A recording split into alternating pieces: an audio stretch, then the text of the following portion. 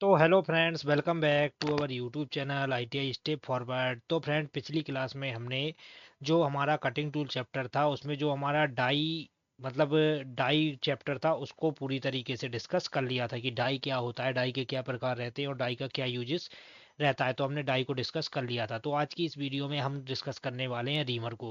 मतलब रीमर हमारा क्या रहता है, रीमर हमारा कौन सा टूल है, रीमर के द्वारा क्या क्या ऑपरेशन किए जाते हैं, तो उसको डिस्कस करेंगे। तो फ्रेंड, बस आपसे एक ही रिक्वेस्ट है, अगर आपको वीडियो पसंद आता है तो वीडियो को लाइक करें और मेरे चैनल को सब्सक्राइब करें। तो फ्रेंड्स, आइए शुरू करते हैं बिना किसी देरी के। क्या बोल रहा है रीमर? रीमर हमारा क्या रहता है? तो क्या बोल रहा है, रीमर एक प्रकार का कटिंग टूल है। रीमर हमारा क्या है? एक कटिंग टूल है। रीमर का प्रयोग किए हुए ड्रिल होल को फिनिश करने के लिए और उसका साइज बढ़ाने के लिए किया जाता है। मतलब जो हमारा रीमर रहता है, जैसे कोई भी हमने ड्रिल होल किया है, ड्रिल होल को फिनिश करना और उसका साइज बढ़ाना। मतलब अब हम उसको फिनिश करेंगे तो उसका क्या रहता है, मामूली सा साइज बढ़ जाता है। तो उसको फिनिश करने के लिए किसका यूज किया जाता है? रीमर का।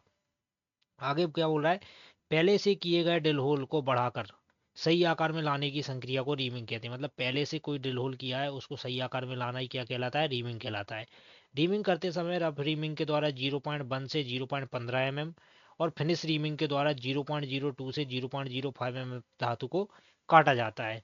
मतलब रीमिंग करते समय क्या बोल रहा है, रफ रीमिंग के द्वारा कितनी की धातु काटी जाती है? 0.1 से 0.15 mm। और फिनिश रीमिंग के द्वारा 0.02 से 0.05 mm तक धातु को काटा जाता है। 12.5 mm व्यास के लिए लगभग 0.4 mm रीमिंग अलाउंस रखा जाता है। मतलब 12.5 mm व्यास के जो रीमर रहते हैं उनके लिए 0.4 mm रीमिंग अलाउंस रखा जाता है।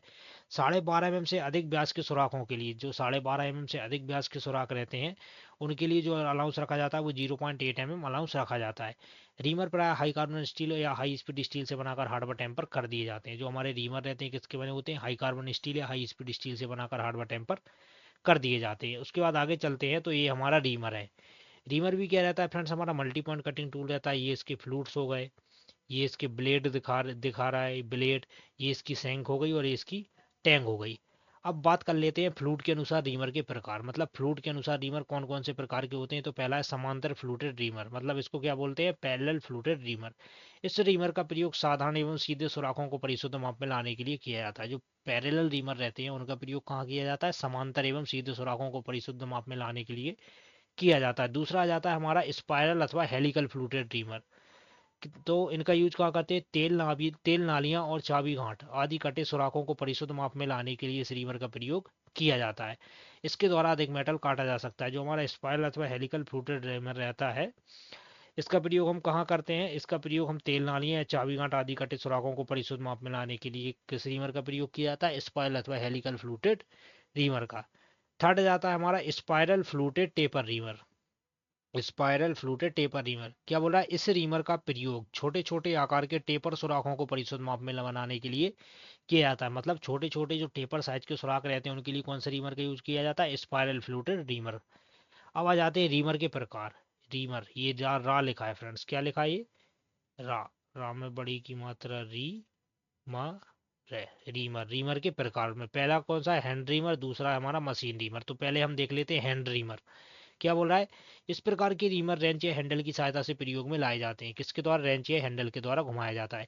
इसकी सेंक सीधी व समांतर होती है और इसके ऊपरी सिरे पर क्या बनी होती है? चौकोर टैंग बनी होती है। ऐसे रीमर हाथ की ताकत से घुमाए जाते हैं। तो हैंड रीमर के प्रकार में पहला है हमारा पैरेलल रीमर। हैंड रीमर के प्रकार निम्नलिखित में पहला है हमारा पैरेलल रीमर। क्या बोल रहा है? इस रीमर की बॉडी समांतर होती है जिस पर सीधे या पेंचदार फ्लूट्स बने होते हैं। कैसे बने होते हैं? सीधे या पेंचदार फ्लूट्स बने होते हैं। इसके निचले सिरे पर हल्का सा टेपर दे दिया जाता है। इसका जो निचला सिरा रहता है उस पर क्या करते हैं? हल्का सा टेपर दे दिया जाता है जिससे रीमिंग करते समय सुराख में आसानी से बैठ जाता है। इस रीमर का प्रयोग समांतर एक गोल सुराखों को रीमिंग करने के लिए किया जाता है। इस रीमर के द्वारा सुराख से 0.05 mm से 0.125 mm तक धातु को काटा जा सकता है। तो हमारा जो पैरेलल रीमर रहता है उसका जो उसके द्वारा क्या रहता है? साधारण एवं समांतर सुराखों के लिए किया जाता है। इस रीमर के द्वारा कितने सुराख से 0.05 mm से 0.125 तक धातु को काट सकते हैं। इसके बाद आ जाता है दूसरा हमारा टेपर रीमर। यह रीमर किसी भी स्टैंडर्ड टेपर में बना होता है जिस पर प्राय सीधे या पेचदार फ्लूट्स बने होते हैं।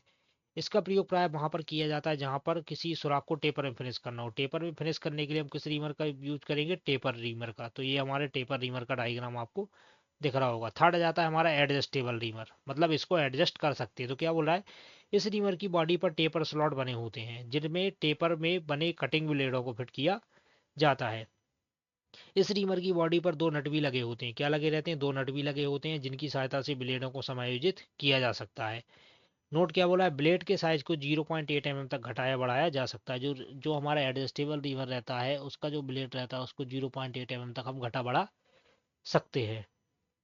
यदि ब्लेड को समायोजित करके नीचे कर देंगे, मतलब ब्लेड को अगर हम नीचे कर देंगे तो रीमर का साइज कम हो जाएगा। अगर हम उसको नीचे कर देंगे तो हमारा रीमर का साइज कम हो जाएगा और ब्लेडों को ऊपर कर देने से साइज बढ़ जाएगा। इस रीमर का प्रयोग प्राय वहां किया जाता है जहां पर किसी सुराख को उसके नॉमिनल साइज से कम या अधिक साइज में फिनिश करना होता है। अब फ्रेंड कोई कोई से मतलब होल ऐसे रहते हैं जिनको थोड़ा कम या थोड़ा ज़्यादा फिनिश करना रहता है, तो उसके लिए हम किसका यूज करेंगे? एडजस्टेबल रीमर का। और फ्रेंड्स आपको याद रखना है एडजस्टेबल रीमर के जो ब्लेड रहता है उसके साइज को कहाँ तक एडजस्ट कर सकते हैं? तो 0.8 mm तक घटा बढ़ा सकते हैं। चलिए आगे बढ़ते हैं नेक्स्ट रीमर पर।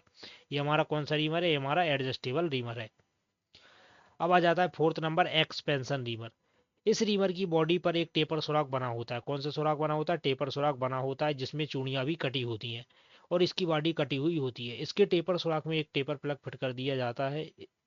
इस टेपर प्लग पर भी चूड़ियां कटी होती है। यदि प्लग को घुमाया जाता है तो रीमर की बॉडी कटी हुई होने के कारण फैलती है। इस प्रकार प्लग को ढीला या टाइट करने पर रीमर का साइज कम या अधिक किया जा सकता है। इस रीमर का प्रयोग प्राय बड़े साइज के सुराखों को फिनिश करने के लिए किया जाता है। तो फ्रेंड्स कहने का मतलब ये है, जो हमारा एक्सपेंशन रीमर रहता है आपको याद रखना है इसका प्रयोग हम कहाँ पर करते हैं। इस रीमर का प्रयोग प्राय बड़े साइज के सुराखों को फिनिश करने की बात आती है तो एक्सपेंशन रीमर का यूज किया जाता है। उसके बाद आ जाता है हमारा, ये तो फ्रेंड थोड़ा मिस्टेक है, अब आ जाता है इसके बाद पायलट रीमर। पायलट रीमर क्या रहता है? बोल रहा है यह रीमर पैरेलल रीमर के समान होता है। कैसा रहता है? पैरेलल रीमर के समान, परंतु इसके निचले सिरे पर एक पायलट बना होता है। क्या बना होता है? पायलट बना होता है जिससे सीध में रीमिंग करने में आसानी रहती है। इस रीमर का प्रयोग प्राय वहां किया जाता है जहां पर दो सुराखों को एक सीध में रीमिंग करने की आवश्यकता होती है। मतलब दो सुराखों को एक ही सीध में रीमिंग करना है तो वहां पर कौन से रीमर का यूज करेंगे? हम पायलट रीमर का। उसके बाद क्या बोला है? इस रीमर का प्रयोग करते समय इसका पायलट वाला भाग निचले सुराख में बैठ जाता है और दोनों एक सीध में आसानी से रीमिंग हो जाती है। तो वही बोल रहा है फ्रेंड्स, जब हमें एक साथ दो सुराखों की रीमिंग करनी है तो उसके लिए हम किस रीमर का यूज करेंगे? पायलट रीमर का। अब पायलट रीमर का यूज इसलिए करते हैं क्योंकि इसमें क्या रहता है, ये पायलट लगा होता है तो ये क्या करता है, सुराख के साथ अच्छी तरीके से बैठ जाता है। फिर वो क्या रहता है, जो हमारा रीमर रहता है वो अच्छे से सीध में रीमिंग करता है। तो फ्रेंड एक साथ दो सुराखों को रीमिंग करने के लिए कौन से रीमर का यूज करेंगे? हम पायलट रीमर का यूज करेंगे। चलिए आगे बढ़ते हैं। अब आ जाते हैं हमारे machine reamer. Friends hand reamer हमने पढ़ लिए, हैंड रीमर्स के हमारे कौन कौन से प्रकार रहते हैं उनको हमने डिस्कस कर लिया है। अब आ जाते हैं हमारे मशीन रीमर। अब मशीन रीमर क्या रहते हैं? मशीन रीमर को चकिंग रीमर भी कहते हैं। क्या बोलते हैं? मशीन रीमर को चकिंग रीमर भी कहते हैं। इस प्रकार के रीमर पर इस प्रकार की रीमर पर टेपर सैंक बनी होती है। क्या बनी होती है? टेपर सैंक, जिस पर फ्लैट टैंक होती है। इस रीमर को मशीन के स्पिंडल में पकड़कर प्रयोग में लाया जाता है। जो मशीन रीमर या चेकिंग रीमर रहते हैं उनको क्या करते हैं, डायरेक्ट मशीन के स्पिंडल में पकड़कर प्रयोग में लाते हैं। पहला रीमर आ जाता है हमारा रोज रीमर। क्या बोल रहा है? यह रीमर के दांतों के निचले सिरों को 45 डिग्री के कोण में बेवल कर दिया जाता है जिससे रीमर का नीचे का सराई कटिंग करता है। इसकी बॉडी पर फ्रूट्स बने होते हैं। रोज रीमर में सुराख अधिक स्मूथ नहीं बनता है, इसलिए इसे प्रयोग करने के बाद छिद्र को शुद्ध माप में लाने के लिए हैंड रीमर की आवश्यकता पड़ती है। इस रीमर का साइज नॉमिनल साइज से 0.08 से 0.12 mm तक कम रखा जाता है। तो फ्रेंड रोज रीमर हमारा क्या रहता है? कुछ नहीं रहता है। इसके जो दांत रहते हैं उसके निचले सिरे को कितने डिग्री में मतलब बेवल किया जाता है? 45 डिग्री में। पहले तो आपको ये याद रखना है। और क्या रहता है कि रोज रीमर में जो हमारा सुराख रहता है वो ज़्यादा स्मूथ नहीं बनता है। मतलब इससे सुराख को स्मूथ करने के बाद हम क्या करते हैं, एक बार हैंड रीमर की ओर आवश्यकता पड़ती है तो हम हैंड रीमर को और चला लेते हैं। और इस रीमर का साइज कितना, नॉमिनल साइज से 0.08 से 0.12 mm तक कम रखा जाता है। तो ये हो गया हमारा रोज रीमर। ये आपको रोज रीमर का डायग्राम दिख रहा होगा। दूसरा आ जाता है सेल रीमर। एक खोखला रीमर होता है जिसके बीच में स्टैंडर्ड साइज का सुराख बना होता है और इसे आर्बर में फिट करके प्रयोग में लाया जाता है। आर्बर प्राय मोड स्टेपर में बनी होती है। इस रीमर का प्रयोग प्राय बड़े साइज के सुराखों को फिनिश करने के लिए किया जाता है। दूसरा आ जाता है हमारा सेल रीमर। तो फिर सबसे पहले तो आपको याद रखना है कि जो हमारा सेल रीमर रहता है उसे फिट करने के लिए किसका यूज करते हैं? आर्बर का। आर्बर में फिट करके प्रयोग में लाते हैं। और आर्बर किस में बनी होती है? हमारी मोड स्टेपर में। अब फ्रेंड्स आर्बर क्या रहती है तो हम ये ड्रिल में पढ़ेंगे कि ये ड्रिल का एक पार्ट है आर्बर। तो आर्बर हम आपको ड्रिल में पढ़ाएंगे। तो अभी आपको इतना याद रखना है, सेल रीमर को फिट करने के लिए सेल रीमर को आर्बर में फिट किया जाता है। और बड़े साइज के सुराखों के लिए कौन से रीमर का यूज करेंगे, सेल रीमर का। चलिए आगे बढ़ते हैं नेक्स्ट रीमर की ओर। अब आ जाता है मशीन ब्रिज रीमर। इस रीमर की बॉडी पर सीधे या पेचदार फ्लूट्स बने होते हैं। इसका अधिकतर प्रयोग पोर्टेबल इलेक्ट्रिक या न्यूमेटिक रीमिंग मशीन के द्वारा शिप बिल्डिंग और बनावट संबंधी कार्यों के लिए किया जाता है। शिप बिल्डिंग और बनावट संबंधी कार्यों के लिए मशीन ब्रिज रीमर का यूज करते हैं। उसके बाद आ जाता है मशीन जिग रीमर। क्या बोला, इस रीमर में सैंक और कटिंग एज के बीच एक गाइड बना होता है। क्या बना होता है, गाइड। यह गाइड जिग के बुश में फिट हो जाता है और लीविंग की लोकेशन के अनुसार शुद्धता में होती है। इस रीमर का प्रयोग मास प्रोडक्शन में सुराखों को फिनिश करने के लिए किया जाता है, जिसका प्रयोग जेविक एवं पिक्चर के साथ किया जाता है। तो मशीन जिग रीमर रहता है, इसका अधिकतर प्रयोग कहाँ पर करते हैं, मास प्रोडक्शन के लिए। और जिसका प्रयोग किसके साथ किया जाता है, जिग और पिक्चर के साथ किया जाता है। तो फ्रेंड्स, अब आपके दिमाग में चल रहा होगा जिग और पिक्चर क्या रहते हैं, तो इसको भी हम आगे डिस्कस करेंगे। अब आ जाता है हमारा floating holding reamer. Floating holding reamer क्या रहता है, क्या बोल रहा है, दोषयुक्त पार्ट्स के उत्पादन से बचने और रीमिंग की क्वालिटी में सुधार लाने के लिए रीमर को फ्लोटिंग होल्डर के साथ प्रयोग में लाया जाता है। फ्लोटिंग होल्डर थोड़े से मिसअलाइनमेंट एक सीध की पूर्ति कर लेता है। अब फ्रेंड्स क्या रहता है, कुछ जॉब ऐसे रहते हैं जिनमें सुराख रहता है। तो फ्रेंड्स क्या रहता है, जब हम उसको रीमिंग करते हैं तो उसकी अलाइनमेंट रहती है वो सही नहीं रहती, मतलब होल हमारा एक सीध में फिनिश नहीं हो पाता है। तो उससे बचने के लिए हम किस रीमर का यूज करेंगे, तो उसके लिए हम फ्लोटिंग होल्डर रीमर का यूज करेंगे। अब आ जाता है फ्रेंड्स लास्ट हमारा टेपर रीमर। क्या बोला, ये रीमर टेपर सैंक के साथ साथ प्राय सभी स्टैंडर्ड टेपरों में पाए जाते हैं। टेपर रीमर बड़े सिरे से अधिक और छोटे सिरे से कम मटेरियल काटते हैं। अच्छे परिणाम के लिए पहले रफिंग रीमर का प्रयोग किया जाता है और उसके बाद फिनिशिंग रीमर का प्रयोग करते हैं। टेपर पिनों को फिट करने के लिए, टेपर सुराखों की रीमिंग करने के लिए टेपर पिन रीमर प्रयोग किया जाता है। तो ये हमारा टेपर पिन रीमर है। अब आ जाता है रीमर का विवरण, मतलब रीमर का स्पेसिफिकेशन कैसे होता है। तो क्या बोला, रीमर को लेते समय उसके निम्नलिखित विवरण को ध्यान में रखना चाहिए, जैसे रीमर का प्रकार, फ्लूट का आकार, रीमर का साइज। मतलब फ्रेंड्स, रीमर का जो स्पेसिफिकेशन रहता है उसमें सबसे पहला रहता है हमारा रीमर का प्रकार, मतलब रीमर हमारे कौन सा प्रकार का है, हैंड टाइप है, मशीन टाइप है, तो ये उसका हो गया प्रकार। दूसरा रहता है फ्लूट का आकार, स्ट्रेट फ्लूटेड है कि हेलिकल फ्लूटेड है कि मल्टी फ्लूटेड है, तो ये भी रहता है। और रीमर का साइज, ये तीन चीज़ों से रीमर का स्पेसिफिकेशन देते हैं। तो उदाहरण क्या हो गया, जैसे हमारा हैंड पैरेलल सैंक रीमर। रीमर का प्रकार कौन सा हो गया, हैंड पैरेलल सैंक रीमर।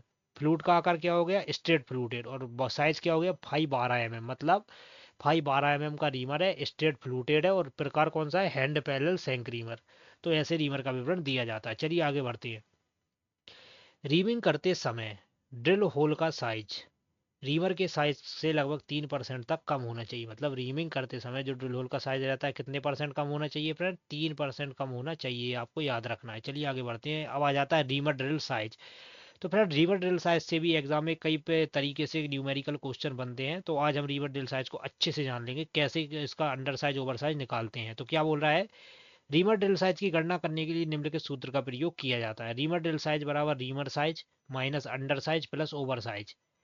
तो फ्रेंड्स, रीमर ड्रिल साइज निकालने के लिए क्या करते हैं हम, reamer size minus under size plus over size. Reamer drill size के लिए अंडर साइज क्या रहता है, जो अंडर साइज दिया है ये अंडर साइज क्या रहता है, तो 5 mm तक का अगर हमारा होल का व्यास है तो उसके लिए जो अंडर साइज रहेगा वो रहेगा 0.1 से 0.2 mm।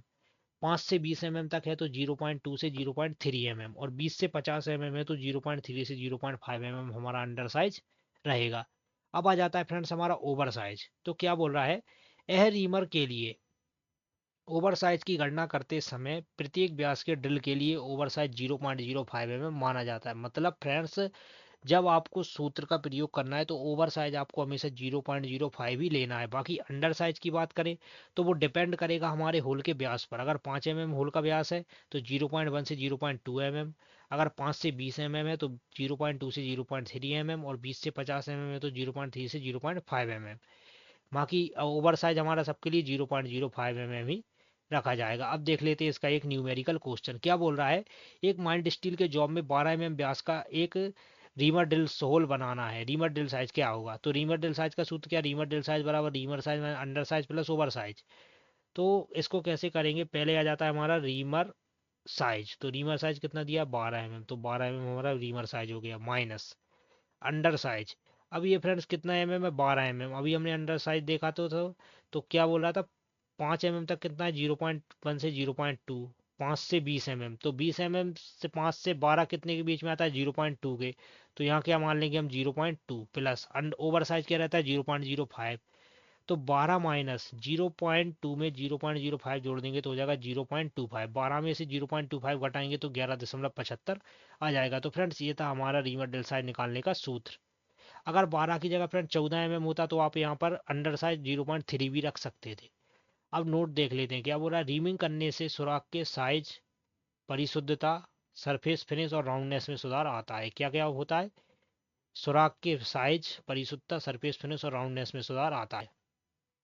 रीमर के कटिंग इस प्रकार बने होते हैं कि रीमर को क्लॉकवाइज घुमाने से ही कटिंग होगी। मतलब रीमर को जब हम क्लॉकवाइज घुमाएंगे तभी कटिंग होगी।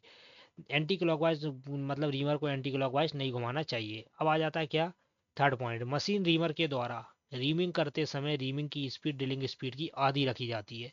मतलब मशीन रीमर के द्वारा जब हम रीमिंग करते हैं तो रीमर की जो स्पीड रहती है वो ड्रिलिंग स्पीड की आधी रखी जाती है। फोर्थ क्या हो रहा है, जब टेपर रीमिंग करनी हो तो होल की स्टेप ड्रिलिंग करने से टेपर रीमर पर तनाव को कम किया जा सकता है। जब टेपर रीमिंग करते हैं तो क्या रहता है, स्टेप ड्रिलिंग कर लेनी चाहिए। उसके बाद लास्ट पॉइंट क्या हो रहा है, रीमर पर दांतों की सम संख्या। फ्रेंड्स ये क्वेश्चन कई बार पूछा गया है। रीमर पर दांतों की सम संख्या और असम स्पेसिंग। संख्या कौन सी है, सम, और स्पेसिंग है असम। सम संख्या असम स्पेसिंग से सुराख को अच्छी सरफेस फिनिश के साथ परिशुद्धता में बनाया जाता है। मतलब दांतों की सम संख्या और असम स्पेसिंग के साथ क्या रहता है, सुराख बहुत ही अच्छा बनता है। तो फ्रेंड्स ये था हमारा रीमर चैप्टर। तो फ्रेंड्स अगर आपको वीडियो पसंद आता है तो वीडियो को लाइक करें और फ्रेंड्स चैनल को सब्सक्राइब करें। मिलते हैं फ्रेंड्स इसके अगले पार्ट में। अगले पार्ट में हम कवर करेंगे ग्राइंडर को। तो फ्रेंड्स मिलते हैं इसके अगले पार्ट में, तब तक के लिए जय हिंद।